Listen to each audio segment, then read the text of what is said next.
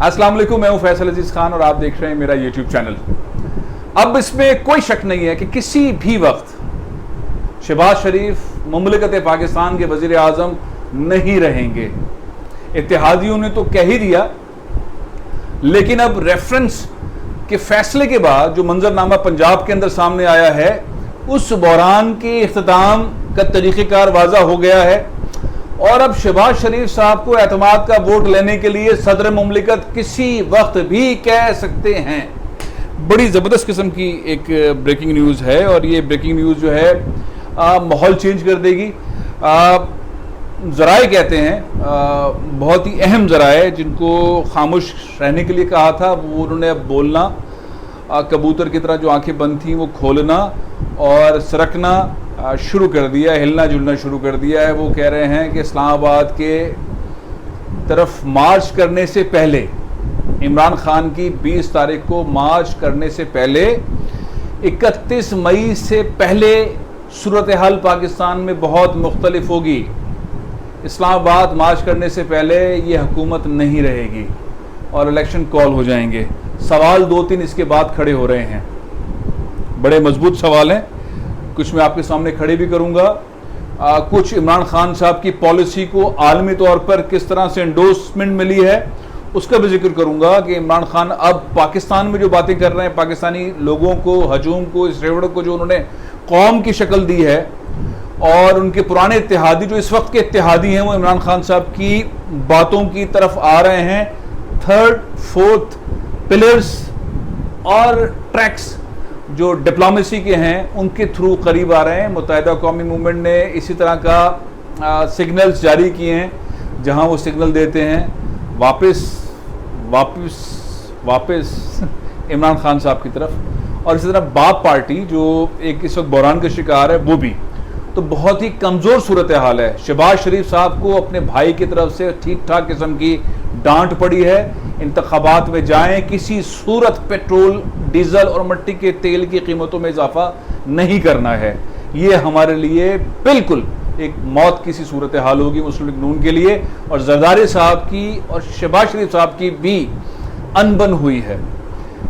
जरदारी साहब ने सफ़र किया कराची से इस्लामाबाद का अचानक और मुलाकात की, और उसमें उनको ये दावत दी शहबाज शरीफ साहब को कि आप हुकूमत चलाएं, आप हुकूमत चलाने के लिए फ़ैसले करें, हम आपके साथ हैं।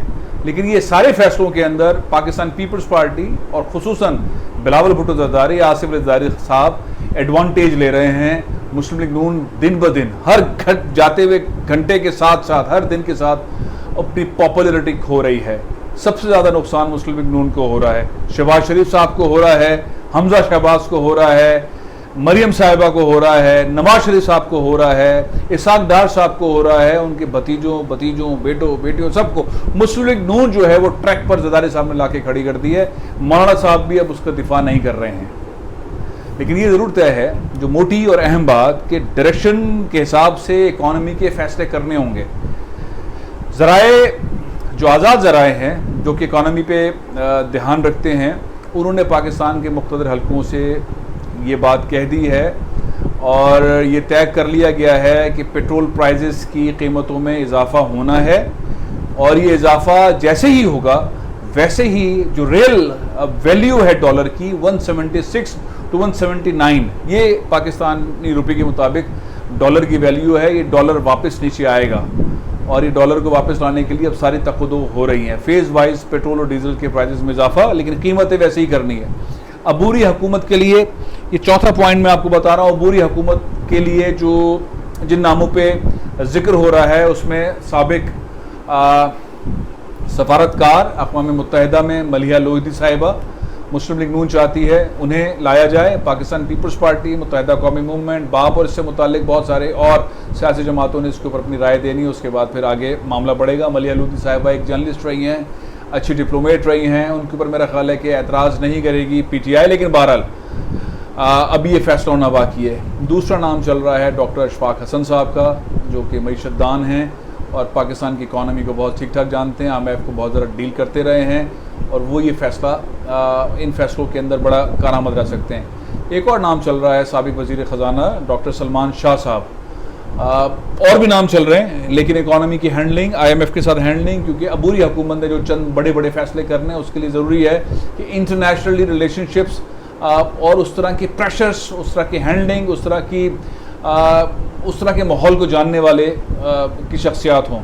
तो ये जो 3 शख्सियात मैंने आपको बताई हैं, शॉर्ट लिस्ट हैं, और लोगों का भी जिक्र हो रहा है कि वो पाकिस्तान के 3 महीने के लिए वज़ीर आज़म होंगे। और फिर टेक्नोक्रेट्स को ढूंढा जा रहा है, बहुत सारे ऐसे टेक्नोक्रेट्स जो कि मुतनाज़ा नहीं हैं, उनको हुकूमत में लाया जाए। बहुत बड़ी काबीना नहीं, लेकिन 12 से 14 वज़रा जो हैं वो उस काबीना में शामिल होंगे, जो 3 महीने के लिए हुकूमत करेगी और वो इलेक्शन करवाएगी।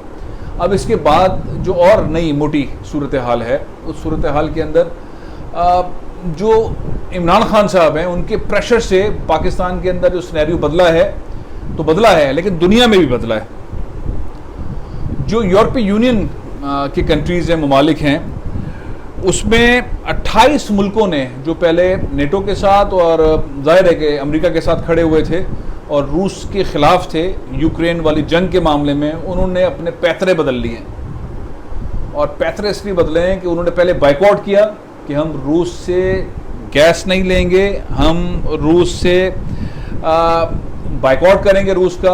आखिरकार उन्होंने हथियार डाल दिए हैं। 28 ममालिक के पास गैस नहीं है और उनके लिए गैस के बगैर सिस्टम आगे चलना मुश्किल है। न सिर्फ उन्होंने अपने मुल्क, अपनी आवाम के लिए फ़ैसले किए हैं, जो वज़ीर आज़म जब थे इमरान खान साहब उस वक्त ये बातें कह रहे थे और अब भी कह रहे हैं कि अपने कौम के लिए, अपने मुल्क के लिए डिप्लोमेसी करो, अपने मुल्क के लिए फ़ैसले करो, किसी के और दबाव में ना हो। तो यूरोप के 28 ममालिक, यूरोपीय यूनियन के, उन्होंने फ़ैसला किया है कि वो रूस से गैस लेंगे, मुआहदे कर लिए हैं, और सबसे बढ़कर ये कि सारी गैस की जो पेमेंट होगी वो डॉलर के अंदर नहीं होगी। अब अंदाज़ा लगाएं कि यूक्रेन की वॉर जारी है, सब पे दबाव डाला जा रहा है, दबाव की ऐसी की तैसी कर दी है, अपने लिए, अपनी इंडस्ट्री के लिए, अपने लोगों के लिए, अपनी कौम के लिए फ़ैसला किया है कि हम रूस से गैस खरीदेंगे, और ख़रीदेंगे भी रूस की करेंसी में, डॉलर में नहीं। तो इमरान खान ने तो यही तो बात की थी। इमरान खान तो इंडिया का हवाला इसलिए तो दे रहे थे। तो बातें जो हैं वो खुल कर सामने आ रही हैं, बहुत खुल कर सामने आ रही हैं। ऐसी ऐसी बातें, ऐसी ऐसी चीज़ें जो पाकिस्तान में पहले नहीं हुई। अब जो सिनेरियो है वो ये है कि हमजा शहबाज साहब की बारात सही तरह बैठी भी नहीं, कैबिनेट आई भी नहीं, उनकी रुखसती उस तरह से नहीं हुई, उनकी अलबरदारी उस तरह से नहीं हुई, वो वज़ीर आला उस तरह नहीं बन पाए। आखिरकार उनकी ये वज़ारत आला का ख्वाब जो है वो चकनाचूर हो गया है। न सिर्फ उनका बल्कि उनके वालिद साहब का भी बहुत ही बड़ी सियासत मुस्लिम लीग नून के साथ हो गई है। आप इल्ज़ाम लगाएंगे अदलिया के ऊपर, इल्ज़ाम लगाएंगे सदर की उस रेफरेंस के ऊपर, इल्ज़ाम लगाएंगे उन इदारों के ऊपर जिनसे को पहले बुरा भला कहते रहे, आज उनके ऊपर जोर डाल रहे हैं, जोर डाला जा रहा है हुकूमत के पे कि हमारे लिए कुछ करें, और वो कह रहे हैं हमारा सियासत से कोई ताल्लुक़ नहीं है, आपकी हुकूमत है, आप खुद बचाएं, आपके मामलात हैं, आप खुद देखें। अब चीखें भी निकल रही हैं, आंसू भी निकल रहे हैं, और सर जो है वो दीवारों में मारे जा रहे हैं, और ये सोचा जा रहा है ये हमारे साथ क्या हुआ, चूँकि अगले इनिंग का कुछ नहीं पता, अगले इनिंग कब आएगी इसका कुछ नहीं पता। मैंने मोटी मोटी चीज़ें आपको बता दी हैं।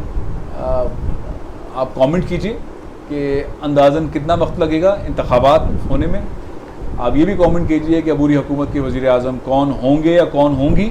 आप इस पर भी कमेंट कीजिए कि क्या मुत्तहिदा कौमी मूवमेंट ने और बाप ने सही फैसला किया, और मौलाना फजलुर रहमान साहब जिस तरह महंगाई के मामले में उनको छोड़ के पीछे हटे हैं, उनका सही फैसला है, और पीपल्स पार्टी ज़रदारी साहब जो सियासत खेल रहे हैं, किस तरह उनको पीछे बार बार पीछे धकेल रहे हैं, आगे ला रहे हैं, फिर पीछे धकेल रहे हैं, फिर आगे ला रहे हैं। इस सारे सूरत हाल के अंदर शहबाज शरीफ साहब जो अपने बड़े भाई की डांट भी सुन रहे हैं, इदारों की बात से अपील भी कर रहे हैं, उनकी बात नहीं मानी जा रही, और कहीं के नहीं रहे हैं वज़ीर आज़म। इतना कमज़ोर वज़ीर आज़म कभी आपने पहले देखा है? आपके ख्याल में क्या होने जा रहा है? और आखिर में इस बात पर भी कमेंट कीजिएगा कि बात तो कर दी, जैसे FIA को निपटा दिया, इस तरह से नैब को भी निपटा देंगे, नैब के चेयरमैन को भी हटा देंगे। क्या ये मुमकिन है? क्या वाकई जस्टिस रिटायर्ड जावेद इकबाल साहब को ये हुकूमत हटा देगी? मेरा ख्याल है नहीं हटा सकेगी। आपकी क्या राय है इस पर कमेंट कीजिएगा। इजाज़त दीजिए। पाकिस्तान जिंदाबाद।